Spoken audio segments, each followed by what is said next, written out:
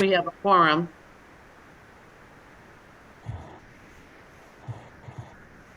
Yeah, we do have that if we want to get started. See, there's a couple of people still joining in. Do we want to identify who iPhone is?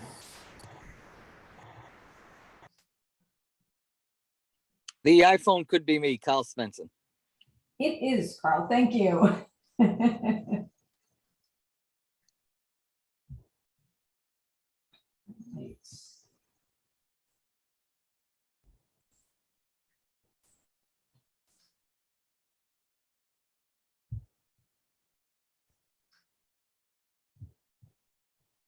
All right, why don't we get started then? Does anybody want to formally start the meeting? Susan, you're on mute. I apologize. I will get started now. Okay, good evening, everyone. Welcome to the Revere High School Building Committee Project Meeting number 25. Today is Thursday, December 16th, 2021, and the time is 5:33 p.m. Linda, if you could take a roll call of the voting members, please. We'll start with Michael Picardi. Present. Mayor Arrigo. Don't see him yet. Stacy Bronson Rizzo. Here. Susan Gravellisi. Here. Dr. Kelly. Here. Carl Svensson. Here. There we go. I can see you, Carl. Dr. Perella. Here. We have Jennifer Hayes. Let's see. Jennifer is unable to make it tonight. Thank you. Rich Biscay. Here. John Ciramella. Here. Nick Rystrom. Absent today. Jerry Visconti Here. and Patrick Keith. Here. Excellent. Thank you, everyone. We will start with some housekeeping items, which number one is to approve the December 2nd meeting minutes. That was our last meeting 2 weeks ago. Motion to approve December 2nd meeting minutes. Second. Motion by Stacy, second by Sue. We'll do a roll call for approving meeting minutes for our last meeting. Mike Picardi. Yes. Stacy. Yes. Susan. Yes. Dr. Kelly. Yes. For record, I should repeat last names as well. So Carl Svensson. Yes. John Perella. Yes. Rich Biscay.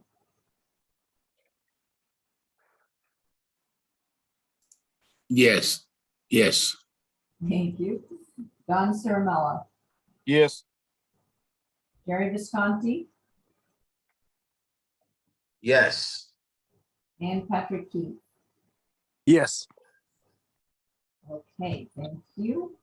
Moving on to our next agenda item, which is vote to move forward November invoices for processing. So these are the invoices that are attached to your email that I sent out earlier this week. We'll start with left field's invoice for November. So moved. Second. Excellent, thank you. So again, this is a motion to approve left field's invoice number 13 for November. I will do a roll call for this vote. Mike Picardi, Yes. Stacy Rizzo, Yes. Susan Gravellisi, Yes. Dr. Kelly, Yes. Carl Svensson, Yes.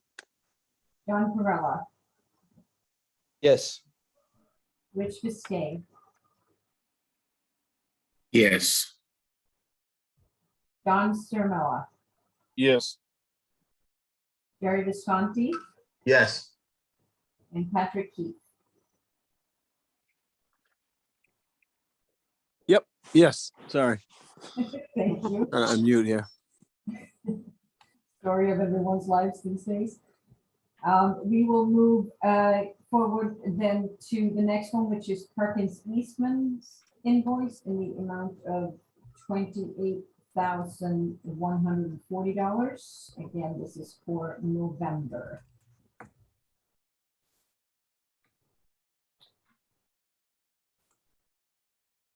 So moved. Second. Feature. Thank you. One more roll call. Mike Picardi, Sorry. Yes. Stacy Rizzo, Yes. Susan Gravellisi, Yes. Dr. Kelly, Yes. Carl Svensson, Yes. John Perella, Yes. Rich Biscay, Yes. John Ciramella, Yes. Jerry Visconti, Yes. and Patrick Keith. Yes. Excellent.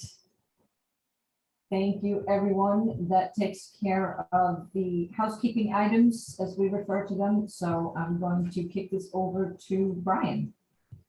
Thank you, Linda. So apologies again for the last minute update to this slide deck. What I can say is these, other than tweaking some numbers and tax projections that we'll talk about down the road, this presentation should stay pretty remarkably stable through the meetings that we're proposing the project go through. Before we get into it, I'll say that we're planning on running through this presentation, or a slightly updated version of it. If we get some comments tonight, I need to change things at next Tuesday's school committee meeting.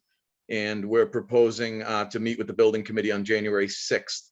After that January 6th meeting, we're going to really freeze this presentation, and we'll be back in front of the school committee and going to the city council. So you will see this again before it gets to the city council.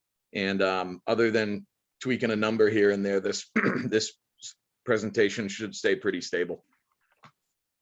So we're down to agenda item 4 here, and this presentation, as I said in the email, is set up to be a little bit of a history. We're going to be able to breeze through a lot of these slides.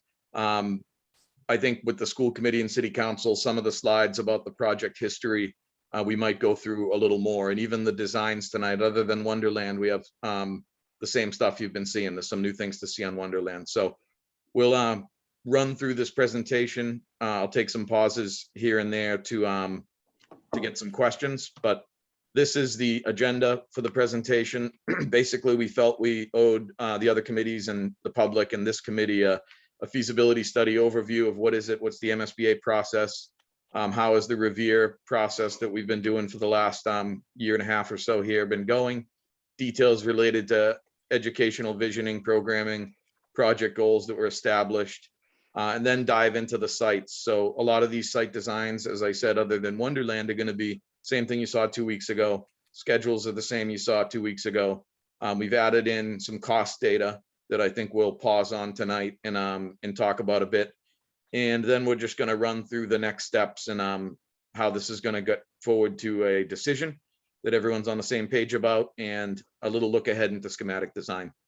So Brian, just before you go on, can you back up? Yep. This is just for the clarity, this is the agenda that you intend to do with the school committee next week. And Yep. we're just running through it with this team to see if they want to have any information added, changed, whatever, in preparation for that presentation. More Exactly. so than it's a presentation for the school building committee, correct? Yes, it's sort of this agenda is for the presentation going to the school committee and ultimately city council. And we wanted to run this committee through slide by slide, so you know you've seen it first, you know exactly what it is, and if we need to add or edit anything before next Tuesday with the school committee, and then next January with the city council, we can. And I think, Brian, you you already said many of this will be, they've already seen before, but be clear and pipe up when it's going to be new. Yep. The budget summaries, for example. Yep, if you've seen the slides before, even if it was a little bit back in these next few, between Perkins Eastman and us, we're gonna sort of go through them pretty quickly. So Bob, Don, do you guys just want to sort of run through the talking points that we're gonna hit on some of these slides? We're not necessarily doing this as a word for word, how it'll come out, because I think a lot of this is old news to you folks. Exactly. So what I was planning to do here was just introduce the idea to folks that the city has partnered with the MSBA, and that the MSBA is an established entity that uses 1 penny of the sales tax across the state to fund schools. And the fact that they fund schools at about somewhere between a 40 and an 80% range, it's an important partnership to have to procure those funds. And I wanted to go on to say that for Revere, although the reimbursement rate, what's called the base rate, is 77%, it's important to understand that that's a pretty high rate, but it's also of eligible funds. So when we speak in terms of the funding, there's the base rate, but then there's the effective rate, which will be much less than the 77%. And it's designed that way. The state does that so that they have a number of caps and limits to what they will fund or participate in. And the idea is not that you can design a school to those limits and caps, but that they want to spread the money across the state and help as many communities as they can year to year. I can say that it can take many years to get into this pipeline. And I don't know, Diane, I think it may have been 3 years before the high school was accepted into the pipeline. Is that right? We were accepted on our 4th application. 4th, okay. And so, it takes a while to get in. There's no guarantee that you'll get in. So this is a great achievement that the city has been measured across the needs in the entire state and was able to make it in for the high school. So taking advantage of this opportunity, you can go to the next slide. I'll just talk about the MSBA process. What's really important is because they contribute so much funds that they establish the entire process, which includes the formation of the school building committee and the members of that committee. They establish the enrollment projections for the new school. They also dictate the range of the study. So they, for example, insist that we do a base repair, not that repair would meet the educational needs, but just for cost comparative purposes, and as well as new construction and renovation options. They also set all the program requirements and space needs. But one of the most important things is that they establish that this is an educationally goals-driven process. So you can see highlighted, these are the 3 major steps that we are involved in right now with the MSBA. The first 2 are feasibility, and the last one is schematic. Where we are now is in the second half of the feasibility, and we're about at the point where we are engaging more intensely the community and various leadership groups within the city to determine what is the preferred option for the city of Revere. And from there, going into schematic design, we will develop that option in sufficient detail and cost budgeting so that it can be taken confidently to a vote to proceed then into further development. Next slide. And I think, oh, this is different than what I saw. Yeah, late change, Bob, sorry. This was just something that I forgot to get into the first version. It was something based on our last meeting that we did talk about. This is basically just the MSBA committee roster here. Down the left are the required roles that a person has to be basically put next to, and on the right are the people who are assigned. So this is nothing surprising here. I double checked it to make sure I didn't butcher any spelling on your names, but I will triple check it before next Tuesday. Okay. My And name's is it spelled just wrong. Is it really? Okay. It's Yeah, it GRAVE. Yeah. Yep. See, That's why I never get your emails, Brian.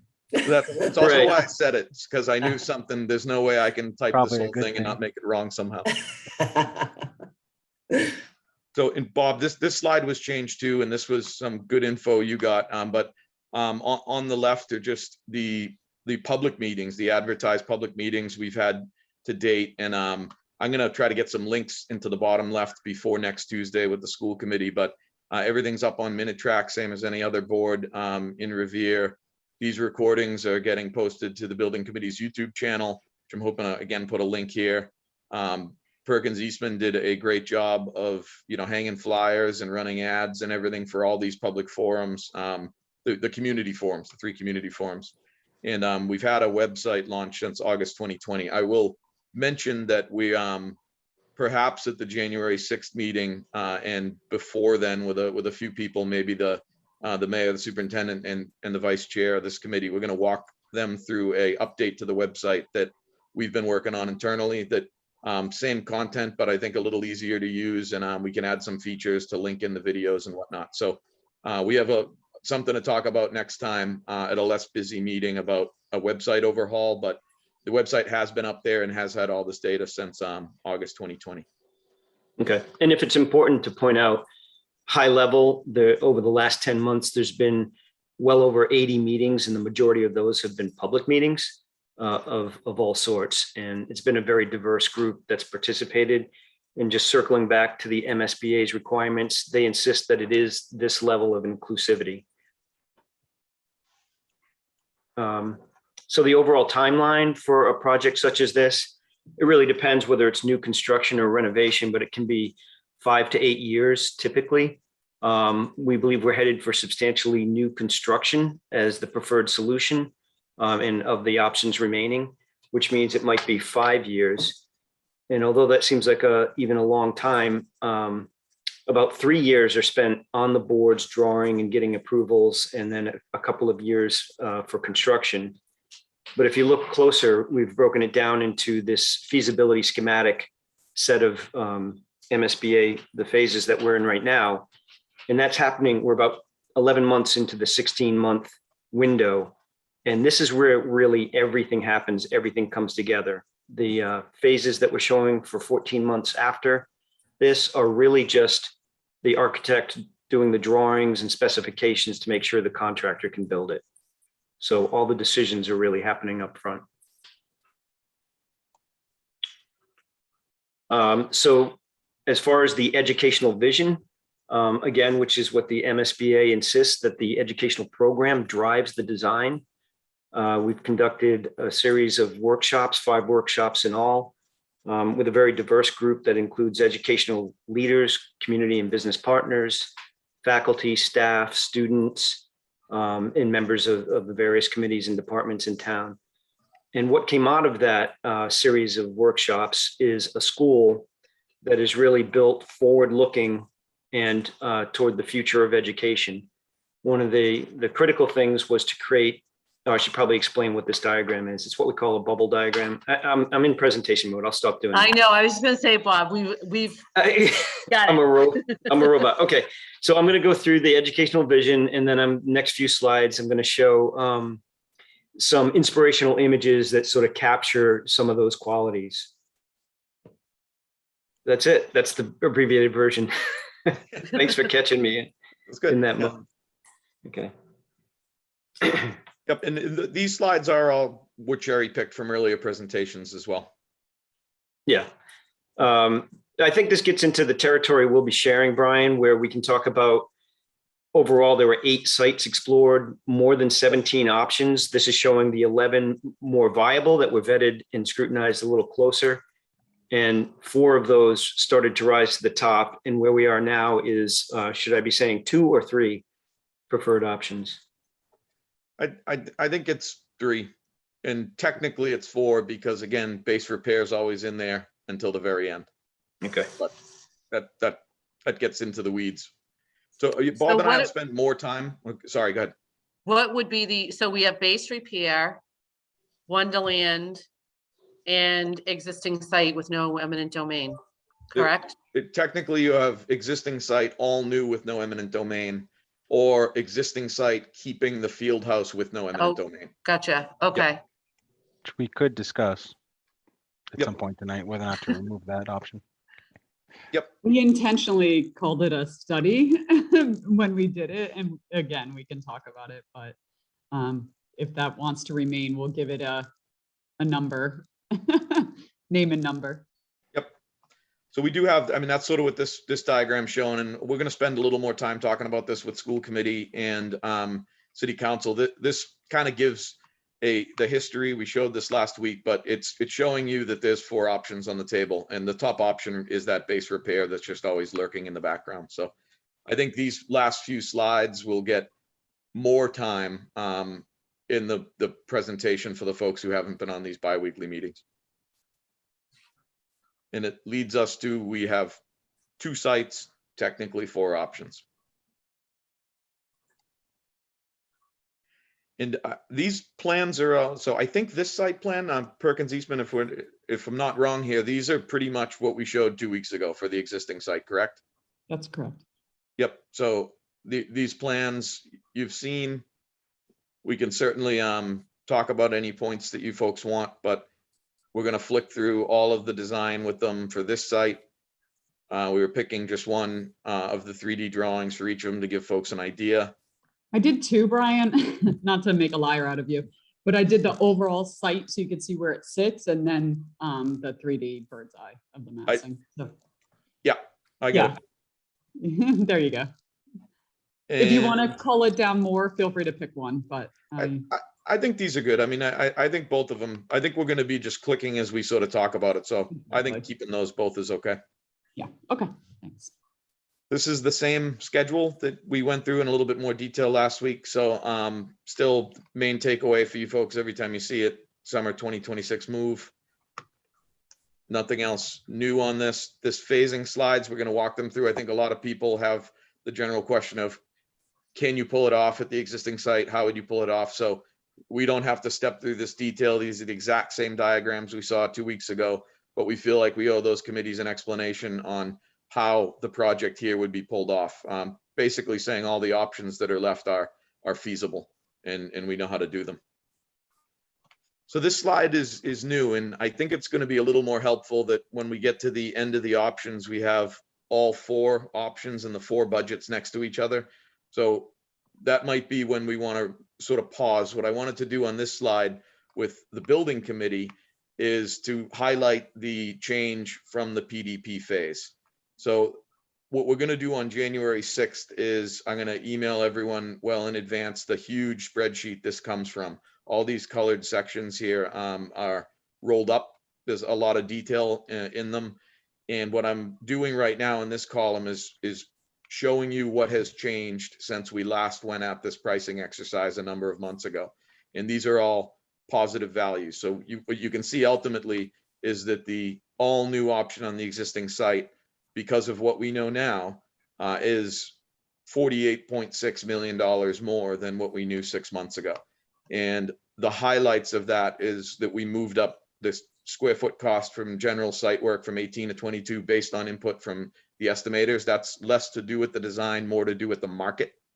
And the rest of these, the $3 million estimate for the culvert, the pipe, basically $5 million if we find we need a pump station, which we won't know for sure till we do a hydrology report. That would come in schematic design. And this site is in the same sort of scenario as Wonderland. We previously weren't carrying a real burden for underground stormwater, but especially as parking went underground, this next line, that wasn't counted in at the last PDP. We weren't talking underground parking back then. The $7.5 million stormwater premium came into effect. So direct costs here, there's a good close to $30 million of premiums that we've uncovered on this site. Those rattle through all the contingencies and markups, which are driven by percents right now. As we go more forward in the project, those will be driven by estimates. Right now, they're driven by percents. So as these $16 and $12 million hard cost, actual building cost values go up, contingencies go up, soft costs go up, et cetera. So in the end, the way this has been developed yields a slightly better MSBA grant projection. than it did at PDP. So that's sort of giving a little bit of money back to this, but 48.6 million over, $409 million estimated cost, and a $245 million assumed Revere share. So just to dive into a little detail that Bob mentioned earlier, and this is where this presentation goes next. We felt that immediately looking at a 39.9% effective reimbursement rate meant we need to give everyone a reminder on the things that can drive down that 77%, 76%. So Revere's base rate, I think I'm going to triple check these numbers. I was getting this out of our reimbursement analysis. The base rate is 76. We're projecting that by the time we get a project funding agreement, 3.35% in incentive points will be added. Those incentive points relate to maintenance, other variables, but we're calculating this at a 79.35% total reimbursement rate. That is not the effective reimbursement rate. Reimbursement is based on eligible costs, not total costs. Some budget categories are categorically ineligible. Land acquisition is the big one for this job. If land acquisition is in there, that alone drives down the local share a handful of percent, because it's 100% paid for by Revere, 0% paid for by MSBA. There's always program spaces that are ineligible. That's the same on every project. However, I will say in our experience on high schools, you tend to have more ineligible space in program than you do in elementaries and lower grade schools. So Bob, sorry to put you on the spot, but do you recall how many square feet of the current space summary is ineligible? Yeah, it's pretty easy. It's 20,000. Yep. Okay, so that's one of those items where 20,000 square feet of this building, MSBA is not even participating in. So it's one of the items that drives down that 79.35% down to the 40s. There's also a lot of caps. Bob mentioned 8% site cap is one of them. You're always going to spend 8% on the value of the building. So they take the value of the box, apply 8% to it. That's all the site work that MSBA will reimburse you on. It'll take And by more site than work, you mean like landscaping, et cetera? everything outside of the foundation of the building. So underground electrical, underground plumbing, stormwater, right up to the finish of the field, of what's on top of the field, and a bench and a light. So if it's not attached to the building, it's to them site work. So let me ask another question. This might have to go to Bob first, but the 20,000 square feet that's ineligible, does that include space for district office? Yeah, so a big part of it is what they call the other category, which is Yep. district office and various things that are needed, but the MSBA never had a line item for, like even the SRO. And they have in their preliminary review said they're not going to, they accept, but they're not going to reimburse on the other category, which is 12,000 alone. And then I think the auditorium is the next biggest one. And that's, again, that's where they won't deny you from building a 1,000-seat auditorium, but they are capping their contribution at a 750-seat auditorium. So that's another 3,000 to 4,000, I think. And there's a few other things. Yeah. The reason I ask is because I think it becomes relevant in terms of site selection. I don't know what the cost is associated with in the designs on the existing site of recreating a district office. But if we went with the strategy to build on Wonderland, for example, and then keep the existing building to rehab as a central middle school, we wouldn't need to redo central office. Do you know what I mean? So I think that it would be helpful, and I would invite everybody on the committee to weigh in here for school committee members, city council members, and the general public to kind of see, here is the stuff that MSBA will pay for and what the reimbursement rate is, what the effective reimbursement rate comes for that. And then here are the things that they won't pay for. And so including the what they won't pay for could be the land acquisition piece in relation to Wonderland, the central office piece in relation to the existing site, et cetera, et cetera. Do you know what I'm saying, Brian? Yep, I do. So I just think that in that way, like, I feel like saying that the effective reimbursement rate is 39%, doesn't really give people a full picture of the financial story there. We can. And I we think can this certainly committee break it needs to down. know that information as well. I don't think this committee's clear on why 80% goes to 40%. I'm certainly not. I mean, that alarms me. So I It mean, almost sounds like a bait and switch in a sense.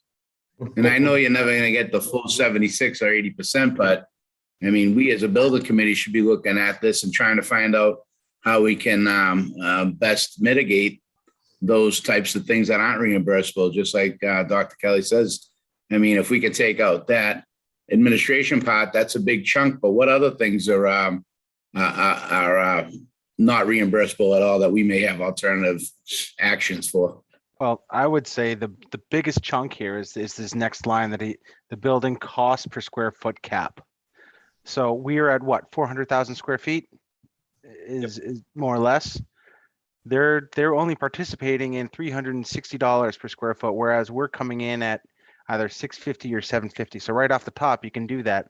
That's 50%. Basically, they're not participating in right there in the true costs of what we think it takes to build the high school. So they're not participating in the full square foot value of what it takes automatically. That's the biggest kicker on all of these MSBA projects is this 360 foot cap.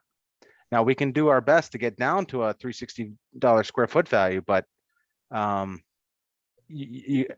hope you can see, you know, that's where the major loss of reimbursement is. yeah, and Well, man, we may not be able to get down to 360, but can we get down to 460? 550, you know, that's a big number.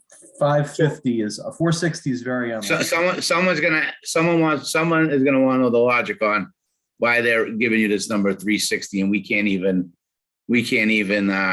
keep that 100% overrun at 720, So- let's say. Yeah, and I'll just say I mean, though. are we that it's, building with there's bricks and very they're little- using wood? So it's very illogical, really. And I don't want to fault the MSBA for that, but that number's been stable for a very long time. And they're not looking at the increase in manufacturing cost and construction costs and all of that. And I think it weighs back to giving them their, you know, due rights, like they're helping us, but they want to make sure they can help other communities also. So if we say, you know, starting with the $400 million figure, and they say we're going to give Revere 80% of that, it means they can help very few other districts. And that's why they place these caps in, Rich. And I think that, you know, I think that we all knew there were certain caps and things like that. We knew we weren't going to get an 80% reimbursement rate. But I think to your point, Rich, that we didn't realize it was going to be that much less. And that's where We've never heard it be. We've never heard it being under 40% either, though. Right, but I think that that's where it would help to differentiate those costs. So that people can see, like, I don't think that 650, 750 a square foot for a high school building is outrageous in this current economy, in this current building economy. it's yeah, it's not extravagant, and it'd be hard to get down even into the 500s, and hard meaning you would be very limited on glass space, you'd be very limited on finishes. I think I'm going to suggest what we do is, and we could definitely do this, is we'll break down one of these examples of exactly where the ineligibility is coming from here. A lot of that's going to be beyond your control. The site cap's a huge one. We can't choose that there isn't a culvert. We can't choose that we're not in a tidal flood basin. The other schools Revere has built in the previous decades weren't in the tidal flood basin, except for some. Right, we just got to be cognizant of the fact that we've been talking about a $300 million project for a year, and we just broke through a $400 million ceiling, and it's going to scare people, and people are going to want to know why. And I know that there's answers, and they seem logical, but I would say be prepared. And even if we can get this under 400 million, I mean, that 4 number is very scary. So I think we just got to really sharpen our pencil and be ready to have some explanations on this stuff, because, You know, at 300 million at 78% reimbursement and 420 million at 39% is a huge difference. I agree. I will say that we had options as high as 425 with the housing authority. And we have been showing the grant info. It shouldn't be news to this committee.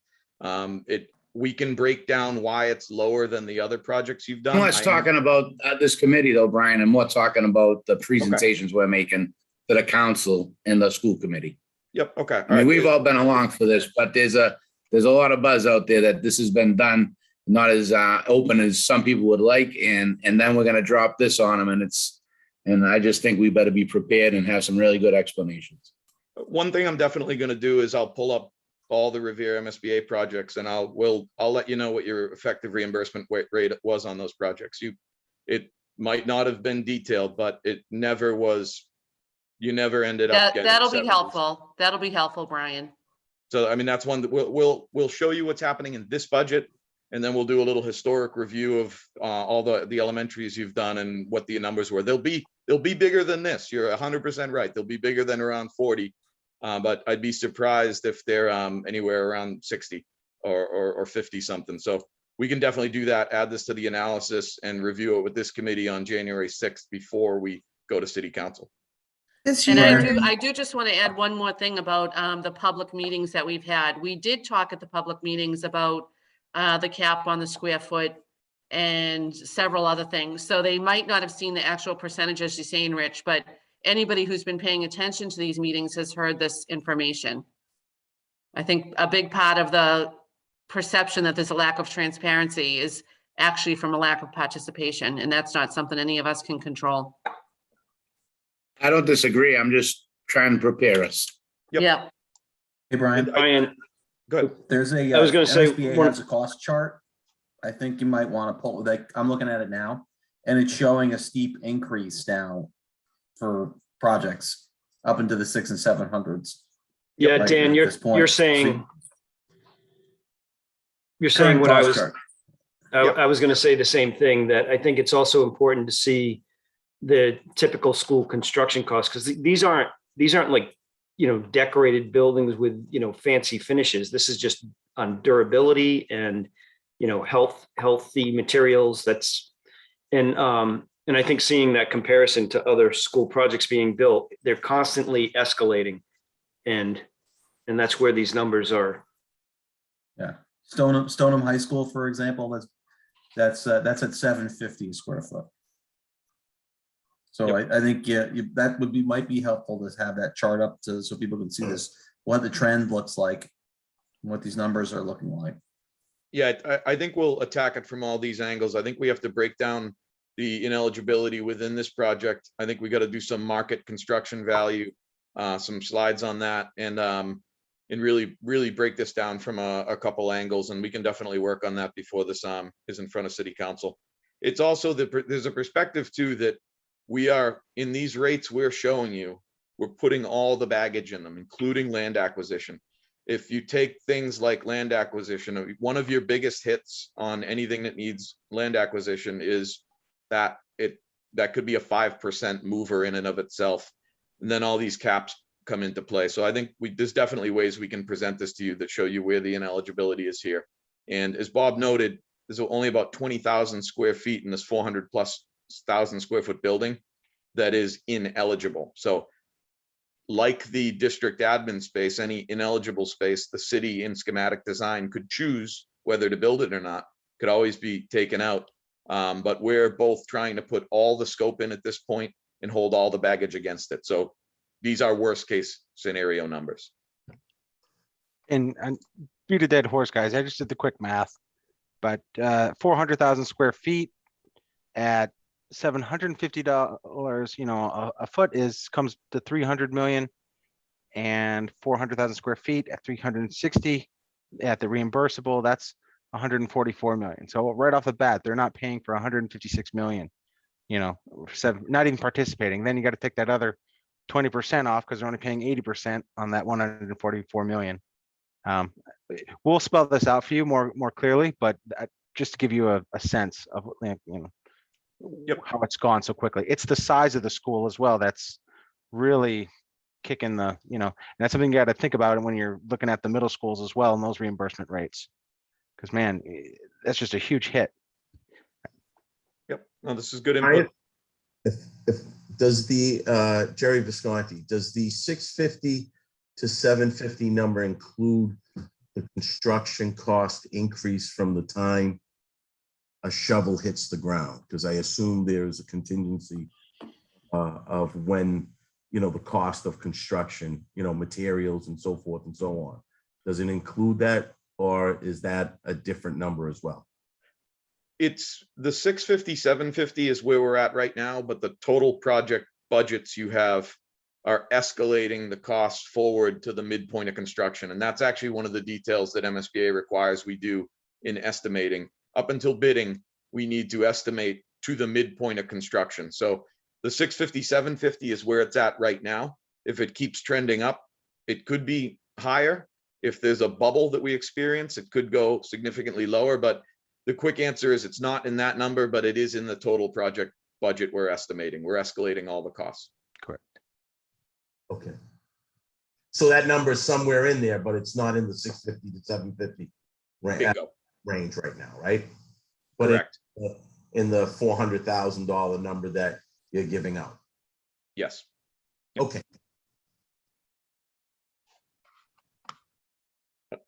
Any other questions? I thought I might have heard one before. This is exactly why we're running through this, because this gives us, there's a handful of slides. This will probably turn into 3 or 4 slides.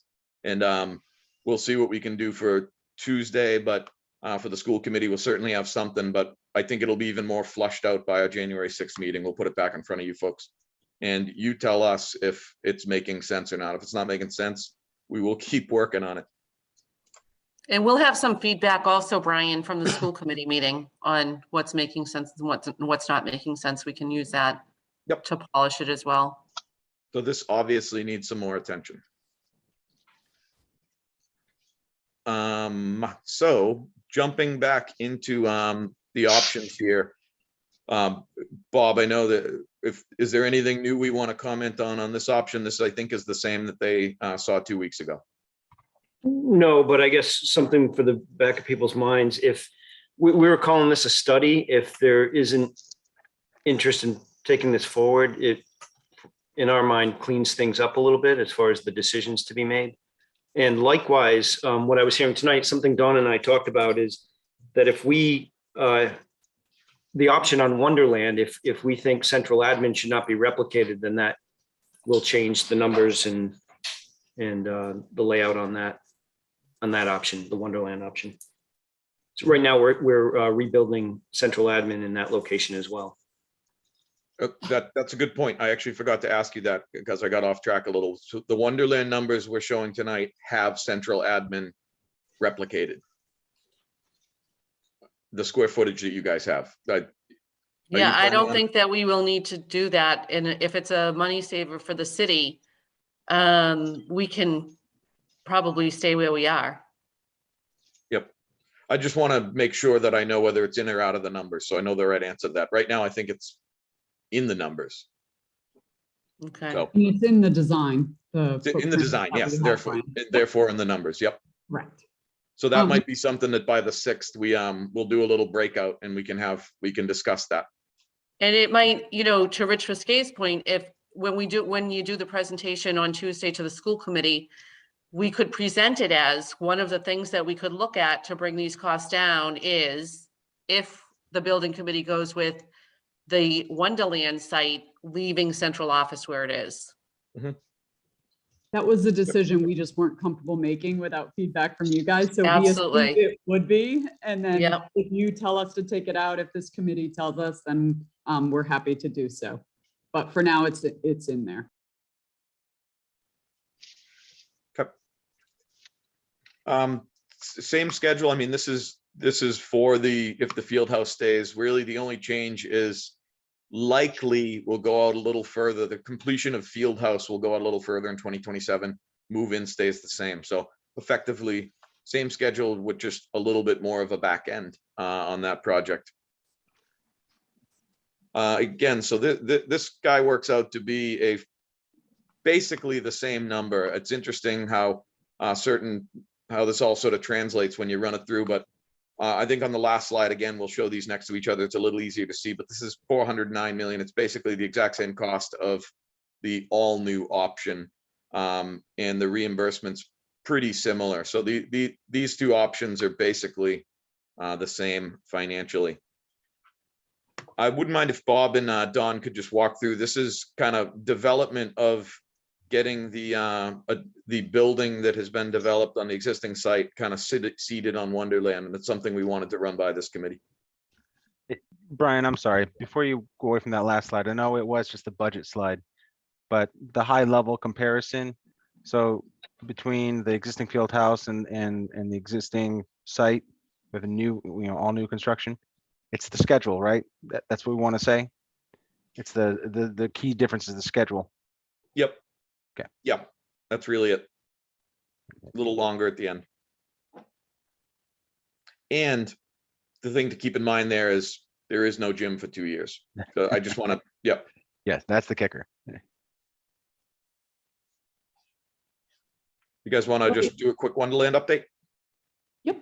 So there was a request that we take a look at the building that was being proposed on the Wonderland side, and what would it look like if we took a similar footprint to what was developed further on the existing site and dropped it onto Wonderland, and does it work? Is it better? Is it worse? We actually think it's better. You can see that it's inverted in that in this particular case, the multi-story, the 4-story classroom bar wings are on the south side and frontage to the main road. The main entrance is to the right where it says car drop. A lot of the, let me back up. A lot of the site access hasn't so much changed in that there's the main car and bus entrance across from the train station as it previously was. What we did was squeeze the site a little bit. We went from approximately 26 acres to down, I think, what did I tell you today, Brian, 24.6 or 24 and 24.2? change. Yep. So this allowed us to squeeze a little bit. We still have the fields to the north, the playing fields, the multipurpose, and the baseball. We have the main parking right in front of the main entrance. Brian, would you show the right-hand arrow facing the car drop? Yep, that would be the main school entrance. The only floor plan difference, and I'll walk through those in a moment. See where it says auditorium just north of there? It's, yes, that's rotated. In the other plan, because of how it needed to fit on the site, it created a little inlet where the main entrance was, but we felt like rotation here, it fit on the site better and opens up the entryway quite nicely. But other than that, and then the admin, the central admin, Brian, I'm going to ask you to Vanna White for That's me. fine. Yes, thank you. Down on the south side. And again, we just had that conversation. If that's something you're not interested in including here, we can certainly make that work without it. So there's full vehicular access around. There's separate bus drop, which you can see in yellow dashed. So it would come in off the main entrance, just like the cars. The tennis courts are there as well. Comes through. The buses stay along sort of the road parallel to the main rotary road. And they drop at the south. So that all connects. The heart of the school that we've talked a lot about goes vertically, just like it did in the other plan. It's just, again, inverted and upside down. So you would enter through the south side of the heart of the school and into that nice big space that we've already described at length in this building design. Then there's some parking on the south side and an exit way out to the road. And again, fire access fully around the building. Ty, did I miss anything? I saw Ty on here. I don't know that there's a whole lot more. This was, again, kind of a quick study that we did end of last week into this week. And if it grows legs, we can certainly develop it further. But I think it's obvious, but it's all surface parking. I apologize if you said that. no, so I was going to get into that. There's actually, because of the floodplain and the need to elevate the building, Dan, was it 11 feet on this particular site? 10 to 11 feet. Yeah, we thought it made financial sense to go ahead. If it, in lieu of it being all on just pilasters, we might as well capture some of that space and have a level of parking underneath. So there's just like on the existing site, and that's how we were able to squeeze some of the acreage. We did about 2/3 surface parking and 1/3 underground parking, and we can adjust some of those numbers if we, if everyone's happy with this plan on this particular site. I think the idea would be this wouldn't be an additional option, but replace the other if that's what the committee felt they desired. We're So I think carrying 300 underground spots in the numbers you're seeing for this Oh, scheme. all right. So we could substantially reduce the surface parking then. I was thinking it was 225. So I think there's a little total, we're push and trying to pull. get 650 collectively on either option. So I think the opportunity there will be for us to figure out how to minimize. I know that the underground parking is still a premium, even though we're getting some of it for free because the building's 10 or 11 feet in the air. But what we can do on this option, because we're hearing you loud and clear about cost concerns, is try to find the right balance. It might be less than 300. Right now, I'm just pointing out the numbers, assume 300 underground. If that becomes 100 or 150, a handful of $1 million come off the Wonderland cost estimate. Yep, and we're actually sitting down with Warner Larson, who's on tonight, to charrette some of how we might take some of the excavated earth and try to build some of it up. So it's not that the entire building is all on pilasters. So we're actively looking at ways to work within that height that we're trying to build the building up to. So more to come on that. And, if reduction in parking is desired, underground parking, then we can certainly find that balance that Brian talked about. Yeah, I think we'll have a little strategy session on that because it obviously relates to how much land we need here too. So I think a little working some variables on what's the cost of underground parking. How much does that mean we could increase the acreage that stays here and yield future tax revenue? I think it's all related. So we'll try to dial this one in before have some more of that data available, at least by the January 6th meeting. Great. We'll work with you on that, Brian. Dawn, Great, so- hand up. What's that? Dawn, Oh, other yeah. Dawn, sorry, Dawn Oh, D-O-N. please. Yeah. It is confusing. Hi, Brian. The location of the building, was the commuter line taken into consideration with the respect to the distance of the building and the commuter line? We definitely need to know more as that project becomes more and more real. But we think that where we're really close is the least likely spot it will end up. And where I'm circling is really we're at our closest towards the Amazon building. I think there's a good chance it's either going to end up south, so aligned with the parking lot in front of the Amazon distribution facility in between the hotel, or potentially up a little north where the ball field is, and maybe that means we move that around. But where the building is closed on, I think we're betting that it really won't go there. It's still a bet at this point. Okay. Also, so a website that we use for estimating is Statista. And so they have a survey of 12 US cities from 2016 to 2021 up until the second quarter. It was published in September of this year. And so they have the Boston High School construction being at, let's see, I think it was 437,000, I think. Yeah, 437,000 a square foot. So can you explain? I mean, I understand the supply chain and all that, but the difference in what we were just speaking about, which the cost per square foot, the dramatic increase. What was used to determine that cost per square foot? So I think there's a mostly recent experience in the local market and working with PM&C, the estimator, Perkins Eastman's estimator on this project. So I think that's part of what I'd like to break down in some new slides for January 6th. And we could list out all sorts of current projects, specifically high schools that are in the MSBA pipeline and where they're falling.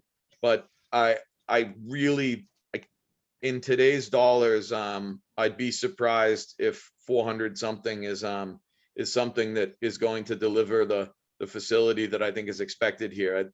I think we're seeing everything of this magnitude and this size above $600 a square foot. And in current bidding environment. So mostly what we're looking at is recent bids in other MSBA projects.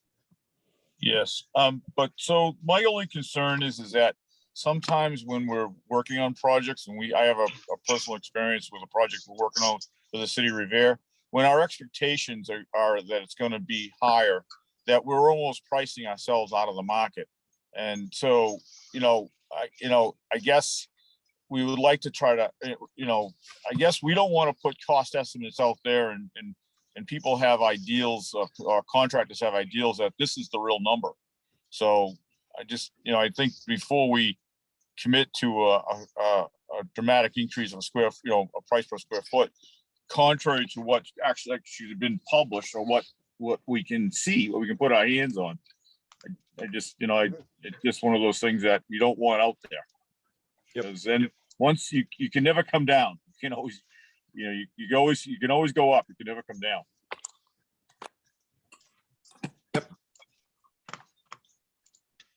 We'll definitely break some of the current trends in that we're seeing down and look at some other MSBA projects.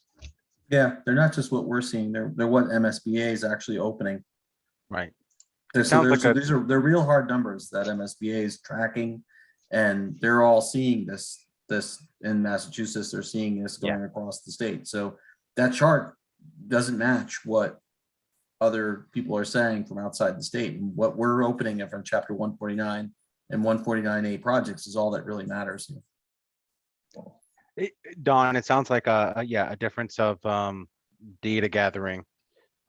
So I just forwarded to Brian the chart link from the MSBA, and I guess we feel more comfortable. I haven't heard of that website. I don't know it. I don't know what it was tracking exactly, the Statista, but this is definitely from the MSBA, and they have every one of their projects and the construction cost per square foot shown on a nice graph. So maybe we'll show that. Brian, if you can, I guess suggest to show it to folks so they can see what we're talking about.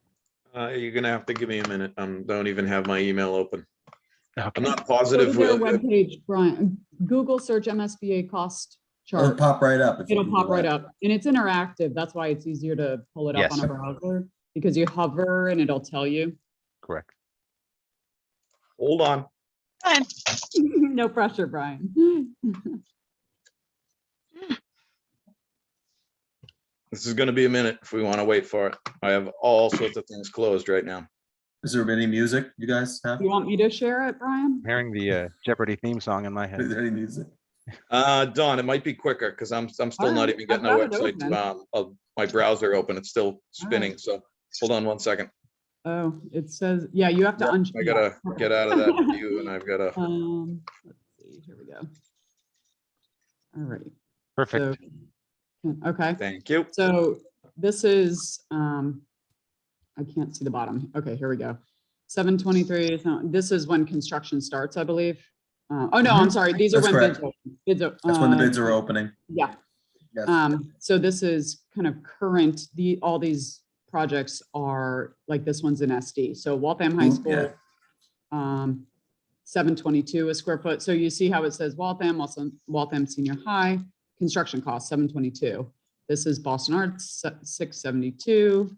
Westboro, I think that's an elementary, 653. Boston Quincy Upper, 825. So Stoneham High, is that the one you mentioned earlier? Yeah, I I believe the forget if it blues was are Waltham. blues are estimates and the oranges are actuals. That's right. So these are bids. Those are like that are- actually so what this they is a pulled, CM. what they got. Yep, this is under construction. I happened to drive by that recently. Yep. So 574, that's a CMAR project. And it'll tell you who designed it, and Skanska's the OPM, Consigli's the CM. So these are hard bids, and then these are all, like Projected. Dan said, reconciled estimates. So if you run that line up, you'll find that your average is gonna be, by the time you get where we're looking at, it's gonna be around 650. Yep, we'll work on a summary of this because I definitely think it's info that everybody needs to hear. But this chart is something, I'm sorry, I was just gonna say, this chart is something we often refer to, check on, that it's updated regularly. So if anyone Another thing, wants yeah, to dive into the data, this is a great place to do it. Keep in mind when you do it, that they also pepper in at additions and reno projects. So there's some real bottom liars that are basically like repair projects in here. That's that what are I'm coming saying. in at $200 a square foot. No, that's not the projects you want to be looking at, because that's We need not to an filter apples this to down apples. So for- you need to filter that out. Yeah, new construction high schools is what we'll Yep. filter We- this down to. We also don't want to look at the worst case scenario either, fellas. So, I mean, let's be Right, there's realistic. projects at the top end too. You don't want to look at Take those these either. guys Right. out, take Yep, these guys take the out. top is out too. Yep. Yeah. No, I'm not trying to justify it, but 650 is a pretty reliable number right now. I mean, we can, it's not going to be the most expensive by far if we're and end up bidding this at 650 a square foot. Brian, how did you calculate the construction costs on these? Was this some kind of estimate, or basically you were using a square foot number times square footage? Square foot numbers. And for various types of construction, is that, or was it just a square foot number for the total construction? Square foot number for all new on the box and separately calculated site, and then carrying premiums such as culvert separately. So it's really what the cost of the box. We're pretty confident middle of the road is 650 a square foot here. And is 650 what you use for the calc? Yeah, I think that's the number we were actually using for now. Yep. Okay. You want to go back to the business? Because when you said 650 to 750, the question is, what you guys used was 650. You didn't use a range. You had a number because you came up with a number. So the square foot number that you are currently working with is 650. Yes, and I'm Yes. Okay, Yep. thanks. I was gonna make 110% sure. Yeah. Brian, I stopped sharing. sure the that's event that correct. You wanted to bring the presentation back up. Yep, I'm gonna put it back up in 1 second. I really just wanted to check for myself in the Excel. And I can easily put that link in the chat. I'm doing it right now. If folks Yeah. want to open it up and peruse it, feel free. I just linked in the chat. Joe, it's tough. We'll have to really break it down because, I mean, since we have to carry contingencies and change order contingencies and design escalation separately, it sort of is working backwards in the estimate. It's coming out to 650, but so much of that is in a design. We have to put it in a design contingency category for now, that if you did the math, it'd look more like 410, 420.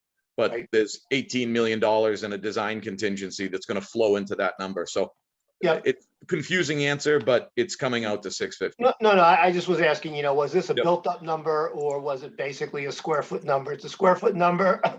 You're using 650 for everything that typically is in a construction square foot number. It might not look that way on your spreadsheet, but when you add all those typical things in, so just want people to understand, so the number you're using is 650. Yep.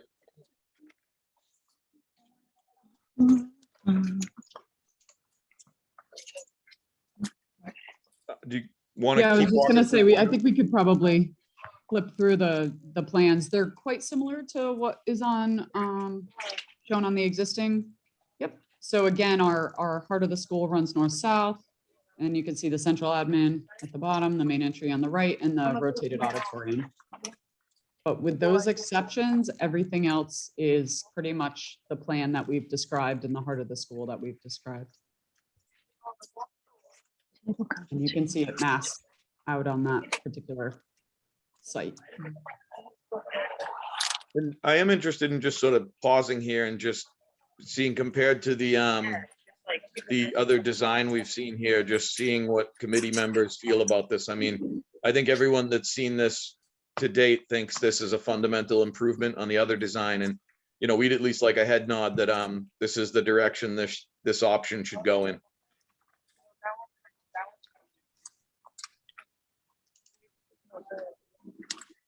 I guess I'll say, unless there are any objections, this is the direction we're going in. I think we should give people 1 minute just to look at it, Brian, and then see if they come up with any thoughts.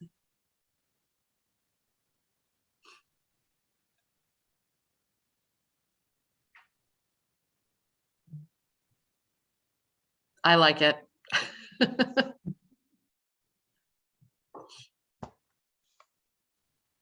I like this option as well. One of the, I think, good things that really is hitting the bottom line is that this site keeps getting more and more compact. And we know that the less we have to take here and the more that we can leave over, the better the financial optics on this are. It's not even optics, the better the reality is. So I think this is balancing off exactly what's going to be underground and how much space we can leave. It seems like it's going to become the key of this option. Sounds like we'll continue to study it, Brian, so collectively. What's our response gonna be to the ability to access the school in the morning and leave in the afternoon with the traffic patterns? We have 3 new intersections built into the budget here, and we've got 3 entry points, and there will be a full traffic study that will influence this as well as it can, but nobody on this committee is going to solve traffic down on this road, and it certainly is a factor. But I can say we'll optimize it for having this building here, but there's a lot of people that are going to view that as an inherent negative of the scheme. Traffic studies underway, right? Yeah. now. All the counts have been done at both sites. So the field work is complete. Do you know if we'll have that for the January 6th meeting? I can ask. I'll see if we can get it for that, or at least have some kind of preliminary information for the Yeah. January 6th meeting. Great, thank you.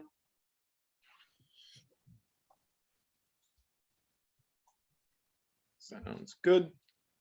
So Wonderland schedule misspelled on the upper right. Same as what you saw last time. No surprises here.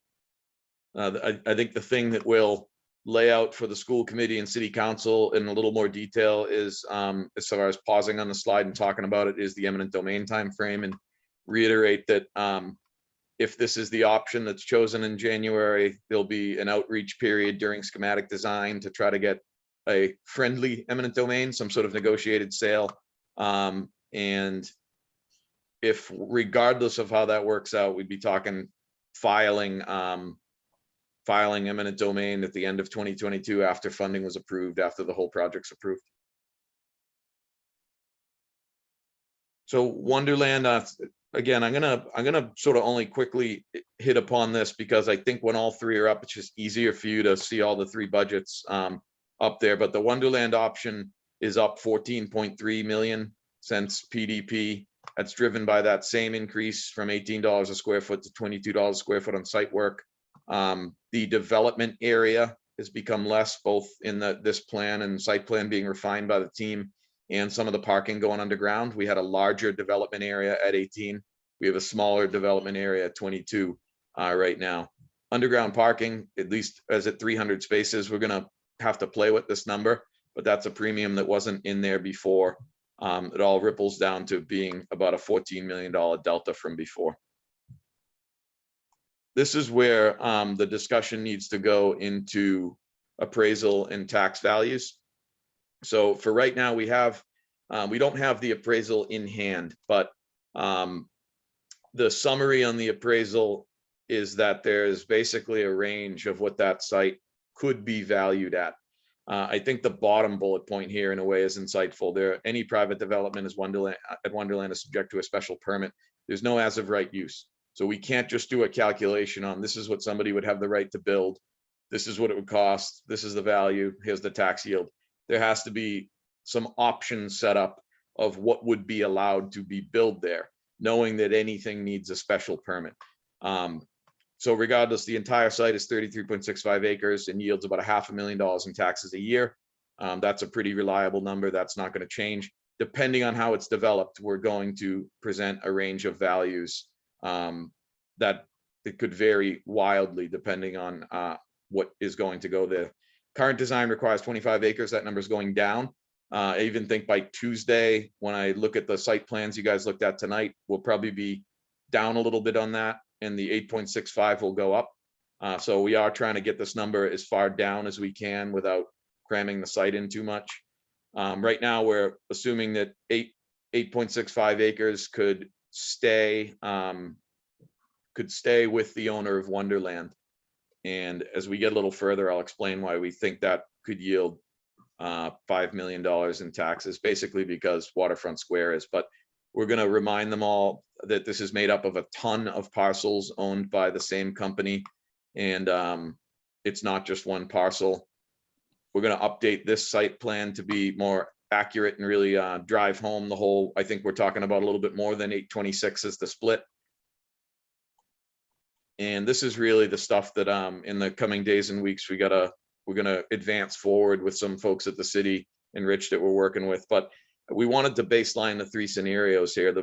The baseline scenario is nothing happens at Wonderland, period. You can assume that based on the current assessment of that site at 23.5 million assessed value, not appraised value, it's a $500,000 annual yield. We're going to run, we are in the process of running with folks from the city that know this a lot better than us, case scenarios on if that entire site were developed in an 80-20 commercial to residential split. This I would characterize as the most advantageous to the city, what the city would like to see the most. We've heard repeatedly in our meetings with the city that this site yielding job opportunities is the priority, not necessarily residential. So this is a little harder fish to catch as far as developers go. Developers like this case 3, 80% residential, 20% commercial, different costs, very different tax yield. And we're going to run a 50-50 in the middle. 50-50 is plus or minus the way Suffolk Downs shook out. 80% residential, 20% commercial is roughly how Waterfront Square shook out. So this potential tax revenue, if the high school doesn't go there and the site's developed, are some numbers that we hope to have in hand, certainly by the time we're back in front of the building committee, potentially next week. But this bottom scenario is the one I want to focus on. It's the scenario that at least where we think is the most logical. We the team, and we're not making any decisions for anyone, but we would argue based on the initial appraisals that $23 million is the value that Wonderland, the part we need, the 25 acres, we could get in an eminent domain taking. That's based on saying that entire property, the entire map that I showed you a minute ago, is worth 30 million. It's currently assessed at 23.5. Our appraisals looking at it from what the city wants developed there. Basically, this $30 million value of what the site's worth is about what it would be worth under the scenario of an 80% commercial development in case 1 here. So our strategy is to acquire the site based on that, because the things that would get built in a day, if they were allowed 80 residential, 20 commercial, the city doesn't want that. Cities passed up those opportunities down there in the past. A developer would immediately begin work on an 80% residential, 20% commercial. A little harder to find 80% commercial, 20 residential. So the long story short is we're building in $23 million as the land acquisition value at Wonderland. As we noted in the previous meetings, and anytime we've talked about eminent domain, if we go that route, this number definitely could vary. However, 23 is what we're carrying now based on the whole site being worth 30. If the remaining area was allowed to be developed in this case 3, so in the hypothetical that there is a high school down there, is the city okay with basically allowing a Waterfront Square to happen in that remaining area? And I'm not quoting anyone, but the people we talk to are saying this isn't the scenario, 80% residential, that the city thinks is ideal for the entire site, but it might be a great option if they're only talking about 8 or 9 acres. So assuming that that development would be allowed by the city, that site could yield the same $5 million that Waterfront Square is scheduled to yield. If that was the case, land acquisition would pay for itself in 4 or 5 years. So if that site got developed and it was yielding the same as Waterfront Square, the $23 million value would be recouped in 4 or 5 years. And over the lifespan of a 30-year school loan, basically the bonding for the school, that runs itself out to be about 128 to 177 million is what that site, the remnant parcel at Wonderland, if developed similar to Waterfront Square, could yield. This has draft slapped on it because there's still a lot of work going on at City Hall and us to mock this all up. But we think this is the type of data this committee and school committee and city council need to see when you're deciding if you want a building at Wonderland or not. This is one of those hot off the press slides. So, definitely this is the first time we've presented this information. So, if you have any questions, let us know. If we need to go back to it, we'll do that as well. Yeah, that might be a good time to even mention, Dr. Kelly circulated questions that everyone sort of was putting in one spot. We don't have responses for that stuff tonight. As she noted in the email, it'd be great if around the holidays, if you folks had some time off and you want to spend it thinking about this project, if you can get your questions in closer to like New Year's and the days after, we'll go through them, put answers next to them and review them at the January 6th meeting. So again, a lot of this is hot Actually, off the Brian, press. I'm gonna back you up a week on that because you guys are gonna need time to do some research if somebody asks particular questions, you know what I mean? So That's fine with me. I'm gonna ask the committee that if you have other questions you want to add to that list that I sent tonight, if you could respond, may as well respond to the whole committee. You can respond to that email by next Friday, That the works. Appreciate 24th, that. Christmas Eve. Bonus points if we get the email Christmas Eve. I'm just kidding. Please don't do that. For yourself, not for us. So then really bringing this home, this is just a summary. You've already seen it. The schedules are neutral. Nothing's changed since last time you saw it. All new construction, keep the Fieldhouse construction, Wonderland construction on the right. This is just a slide I figured that I've mentioned a few times today that we'll go into more detail on the 6th. We'll break out some of these costs in a way that we can show you the square foot values. We can show you where your ineligibility is coming from. But just to run through them quick, 23 million is plugged in here as the potential eminent domain value. And you're basically bottom lining this whole thing. The way it's looking right now is, just as a reminder, your base repair costs are over here, $104 million cost to Revere. The all new on existing, 245.9 million. Keep the Fieldhouse is about 7.8 million less than that. And Wonderland, with the assumptions we've made to date, is about 14 million more than that option. And as noted earlier, we'll break down where these numbers are coming from and what's driving these at the next meeting. So Brian, this is actually a great slide for what I was talking about before. Like when you calculate under the column with 2AB, like I feel like the 23 million for land acquisition should not be included in calculating the percentage of reimbursement, because we all know that's not included in reimbursement. Do you know what I mean? So if you took the 23 million out of the 414, your effective reimbursement rate is going to go up higher. And I think to Rich's point of how the community understands the reimbursement, that might be helpful. I understand that. We're trying to go all in total project budget, and we could present this in a way that backs some of these numbers out. Okay. But it really, like, I can't make this zero without putting it somewhere, because it doesn't. Yeah, I factor mean, into the and MS I would just do, I would take that out, right? For simple, let's just say it was 24 million for simple math. Then you would have 390 divided by the 154, which is going to give you a larger percentage, which is a more accurate representation of how much of the building MSBA is going to reimburse. But you would add in that 23,000 to still say this is how much the city is going to have to pay. Yep. Do you know what I'm saying? Yeah. So I would put another percentages. line under the blue line at the bottom there, estimated high school cost. Yeah. And let them be equal across the board, and then below that, additional acquisition costs. Yep, I get you. And I'm just running a quick, I'm just curious. I'm in the file right now. So I yeah, I sent mean, you a file without the reimbursement and it's it's over 40. yeah, it jumps it up over 40 if we remove that. So I think we can definitely present this differently. And I think we're gonna take a pass at the soft cost piece too here in the coming weeks before this is all finalized, just to make sure those numbers are where they need to be.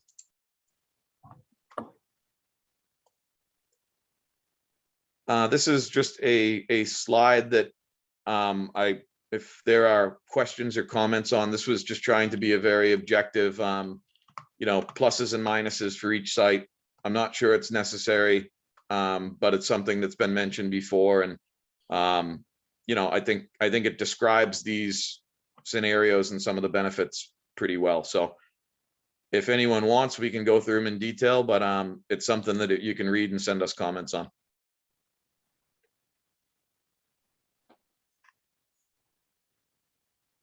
Brian, do we want to mention the possibility of developing the Aracola Park area if we do ultimately use the Wonderland site, and what that mean as far as tax revenues as well? Yeah, that's a good idea, Rich, and I'm gonna back up a bunch to try to, hold on, everybody. I'm gonna go all the way back to this site. So what Rich is talking about is something that's come up in our meetings with the city and trying to crunch all these numbers. And it is that under the hypothetical that a high school ends up at Wonderland and it replicates the 2 fields that the high school needs for on-site athletics, which is the design. Basically, if the design we have right now ends up over here, the major benefit is this spot is kept for a future middle school project. A future middle school project would not be quite as big of a building, plus or minus what we've heard, maybe, I'm sorry to put you on the spot, Dr. Kelly, maybe 1,500, maybe 1,600 students, depending on how it all adds up. Not 2,450, what this study is. Smaller building, less fields are required, less parking's required. The thought is that a future middle school project could end up yielding developable space along the highway, could be able to scooch back enough to basically be able to sell some land on the highway and get additional tax revenues from that space. I think that's probably a project ahead of where we're at now, but I think it's a really good idea, and it gives some perspective to, if Wonderland is the decision, we can try to recoup some tax money on the north side of this site by maxing that site out. But there's also an opportunity if this future middle school development sort of cinches up that site a little bit. Again, not as much parking, not as many fields, that some developable taxable area could come out of this site as well. Yeah, I think a key component there, Brian, is, with the parking requirements at a high school, we've got a couple hundred kids who are driving to school every day. That's not the case with middle schools. So what we could effectively do is kind of pull the field back from American Legion Highway more into the parking lot, and leave that space at the front against the highway for city development. And we would still have the same amount of parkland because we'd just be giving up really parking lot space. I think it's a viable idea for the city to think about in terms of what their income could be if we were to make the decision to go to Wonderland. Yep. And we'll continue talking about that with the folks at the Brain Trust at the city, who's helping us out with a lot of this info. And Rich. But thanks for mentioning that, Rich. I think it's a good idea and definitely something to have in the back of the mind when the committee's thinking Wonderland, our existing site. Brian? Yes, Jerry. Is there an estimated acreage of how much would be available at that Aracola Park? Not yet, but we're going to try to figure that out. And I think there's a few things short of designing a new middle school building here. I think there's a few things we can do to figure it out. I think off the top of my head, there's no way you're getting even close to 5 or 6, but there could be a handful of acres is what I described. But we'll try to do a little research and figure out if we could replicate middle school, what parking is needed, and Ericola Park, but leave how much of the soccer field would we leave? Could we leave the whole? Right. At best, it maybe is the whole soccer field. To let you know, Jerry, we did it's not the direct answer, but the indirect answer is we tried to figure out what was the size of Ericola Park over there with the baseball diamond. And we kept getting, it wasn't an exact measurement, but about 6.5 acres in total for those two fields. So, but like you said, so you maybe max be getting 3 acres at the front. Yeah, that's what would have felt like to me, James. A couple to maybe 4-ish at best. Right. But we can do a little test scenario over there and try to lay that out. I'm gonna hold on again. We're jumping forward.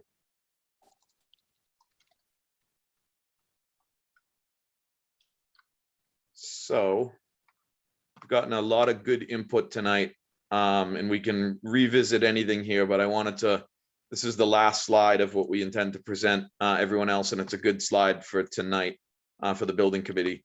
We're obviously meeting tonight, Tuesday. We're gonna make some updates that we can between now and then and this presentation, and run the school committee through this on the 21st, get some more input from them. January 6th, building committee meeting. Run back through all of this, see what we've learned, see what we've heard from school committee, revisit some of these tax projections, et cetera. We then want to be at the January 10th city council meeting to present the latest and greatest version of these slides we just went through, and tell them that we will be back on the 24th of January with a building committee recommendation on a specific option.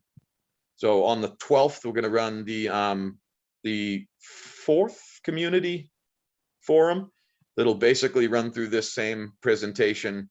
We'll get ads out for that. Building committee meeting, very important meeting, most important meeting that this committee has had so far, January 13th.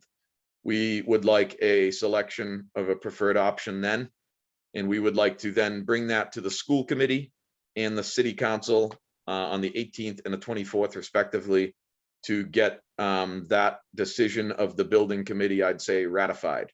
At that point, if all those are in alignment, March 2nd, we spend February consolidating a lot of this into a couple 1,000-page report that we'd like time to show the committee. We have to get it submitted to MSBA by March 2nd. That leads to a May 4th MSBA Board of Directors approval on that option. That technically is what puts us into schematic design.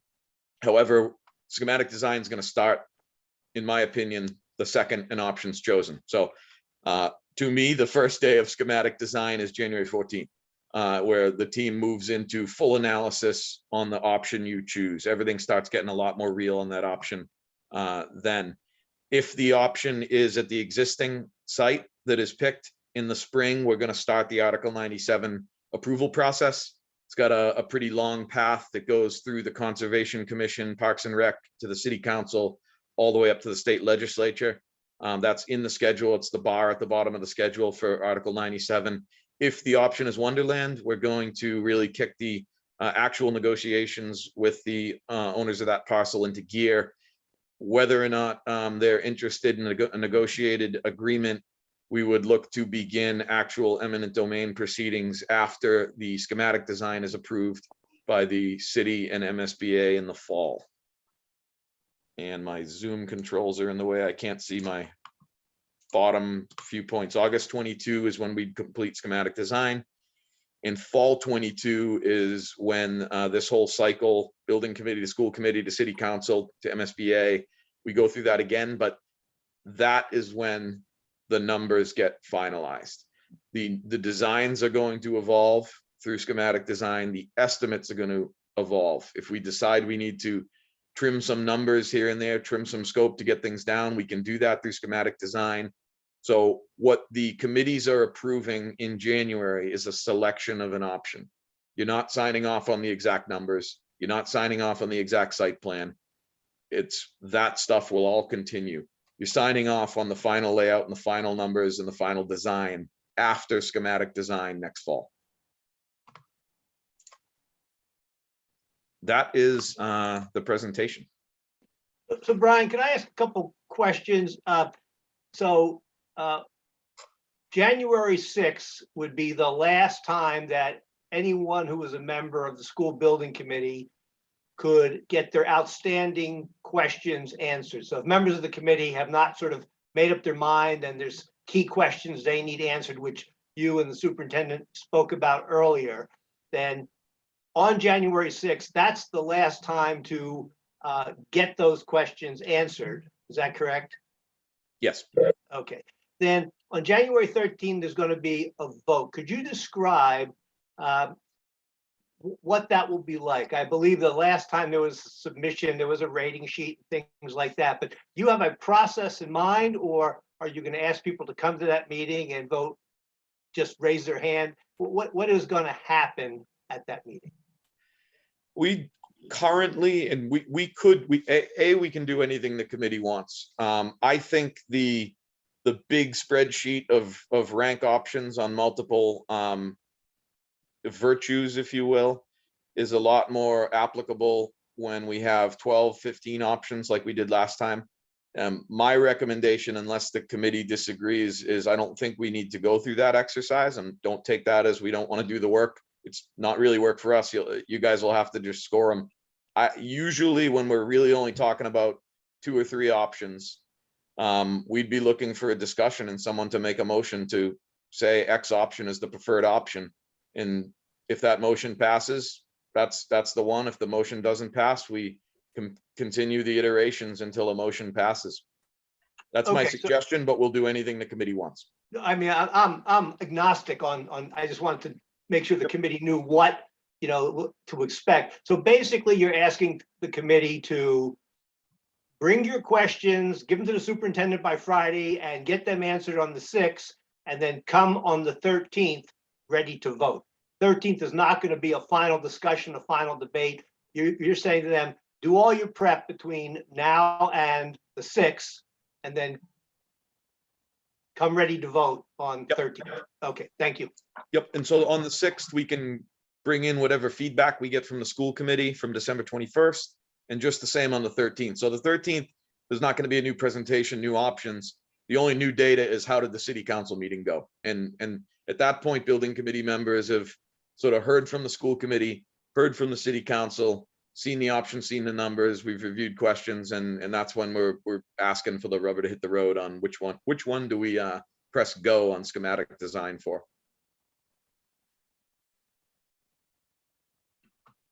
So it's certainly a busy January, but if we hold this by February, we know what we're doing, and we move forward with the support of the city council and the school committee.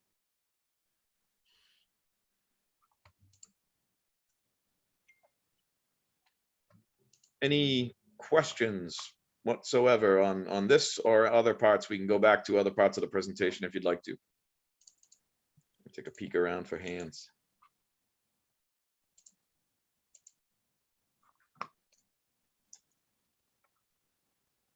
Brian, maybe talk a little more about city council's expected interaction or involvement, and So- how that Like, So, I guess. if we I think we it's- choose go ahead. one and not the other, if that scenario happens, or if we choose an option, they would like the other option, I guess walk us through that. Yeah, this everything below the yellow hinges on all 3 of those committees agreeing. In the event that, that's really why we need to explain this to school committee and city council, saying we need to know what you think now, because the building committee, few weeks, days later, is making the decision. If these 3 aren't in alignment, everything below probably goes back a bit. Everything's going to push back a bit. It's not the end of the world. The project's not going to get canceled or anything. We will need to explain it to MSBA. we'll probably need to kick out all the schedules a little bit. The schedules might all adjust. The schedule is kind of packed like a Swiss watch. And if we can't get off running in the spring, immediately after these decisions with Article 97 or eminent domain, then all the schedules will push back a bit. So this March 2nd, backing into the January 13th decision is no more float. If the decisions don't happen in that time frame, it's okay. We can keep the train on the tracks, but the schedules are going to get pushed out. And I think it's going to be an important thing. And maybe Bob can cover this in the presentation on Tuesday and with the city council, like a lot of, as Bob mentioned before, the structure and the way we make decisions and how this committee is organized is driven by the MSBA. And it's a necessary piece in order for us to partner with them to build this high school. So even though we're talking about 250, 260, 280, whatever the number is, $1 million coming out of the Revere coffers, it's still 120 or 140 or 150 coming from the MSBA. And if the city doesn't want to, if we can't come to consensus, it's going to be, you know, well, then go ahead and build your high school on your own. And folks just need to know that if we don't find a way to work together and come to consensus, that's where we will end up, is the MSBA will say that they're not going to partner with us. So. Yep. MSBA does want to know that everyone's sort of heard the story of what the feasibility study's done and everyone's in alignment here. So.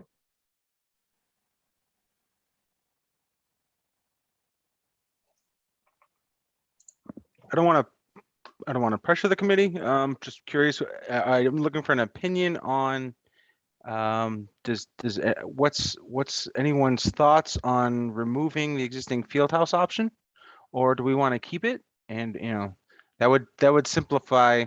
We'd basically be down from 3 to 2. So that's simplified the presentation. I was going to say another way to phrase that is it's not named yet. It's technically in our minds a study. Should we continue with it as an option? I guess it's semantics, but yeah, same thing, James. Yeah, I guess, does anyone feel enough value that it should be still considered a existing site option? I prefer it off. I'll say that,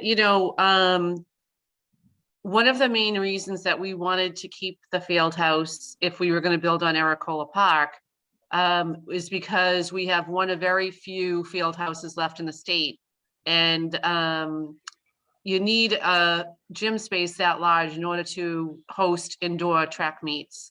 And we're one of the few districts in the state that can still host indoor track meets. And that was something we didn't want to lose. But I feel like Bob gave us a design, and Dawn, I shouldn't keep saying Bob, the team gave us a design last time that would enable us to still have a competition rated track. And that was like the most critically important thing to me. But I'd ask John Perella to weigh in on this as well as a high school principal. If he's still available. Oh, he is. Yes, I kind of agree with you, Dr. Kelly. I am intrigued by the concept of having that gym. I'd like to make it work, but it seems like it's really complicating the discussion. Right. I honestly, I think that the Wonderland is the best of all options, which I hope would then avoid that whole conversation altogether.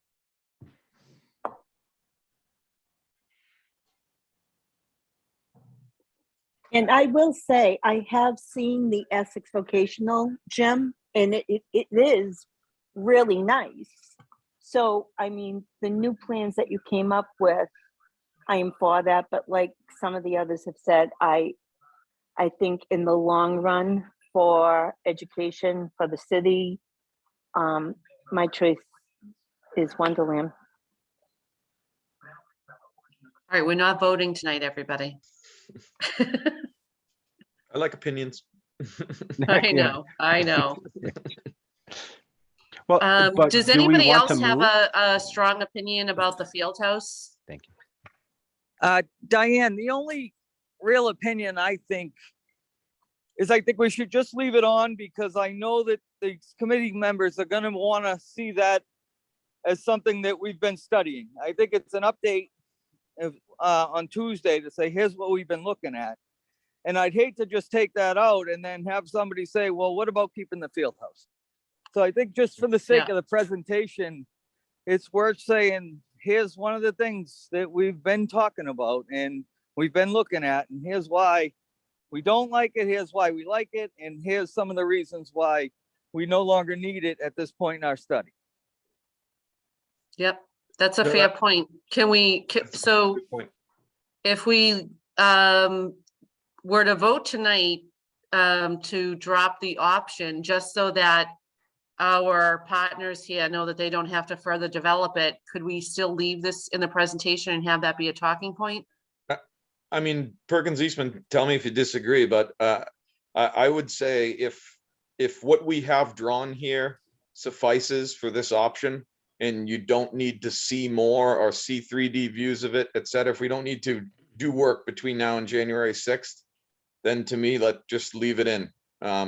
You know, we don't necessarily need a motion. The question is, are we pushing the graphics and the production forward on it? Have we captured it to the degree? If that's really what I think what we need to do.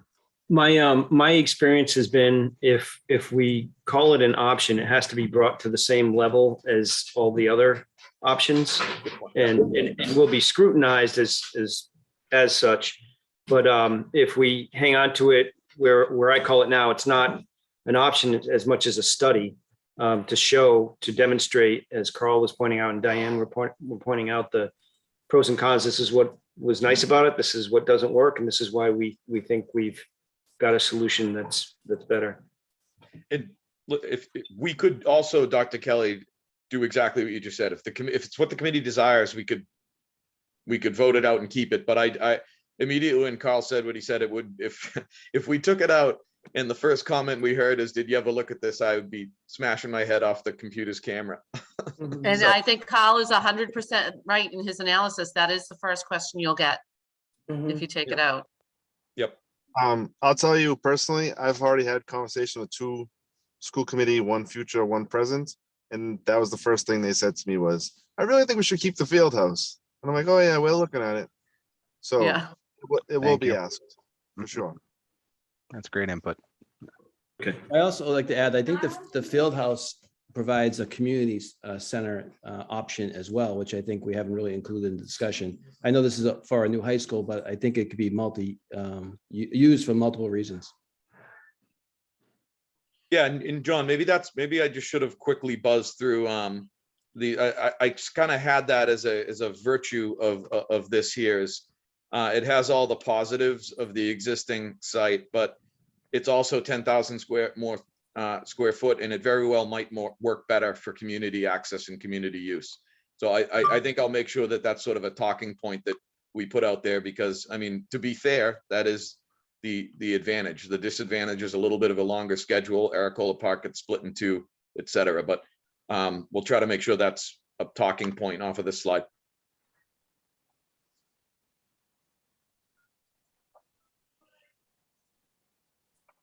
All right, so a final decision is to leave the concept of the field house in Yes. And keep it as a study. and keep it as a study. Yep. And the homework for everybody is to see if you have any more questions by next Friday.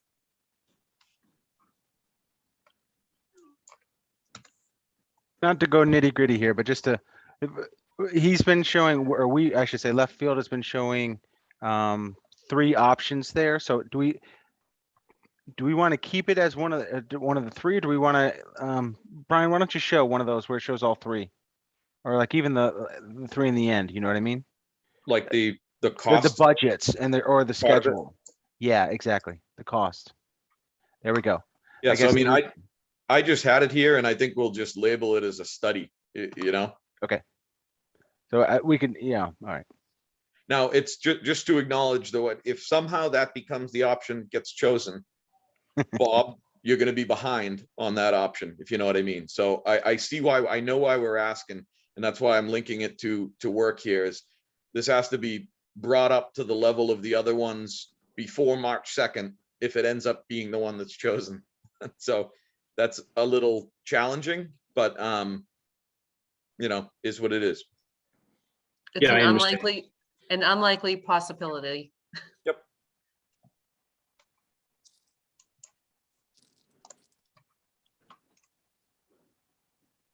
Any other questions or topics folks want to discuss? Let's see.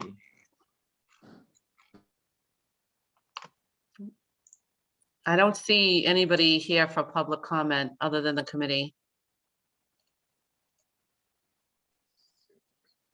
Susan, do you see anybody?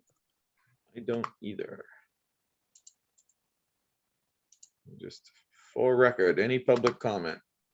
We'll just ask if there's any, I do see someone that's not on the committee, so we'll see if there's any public comment.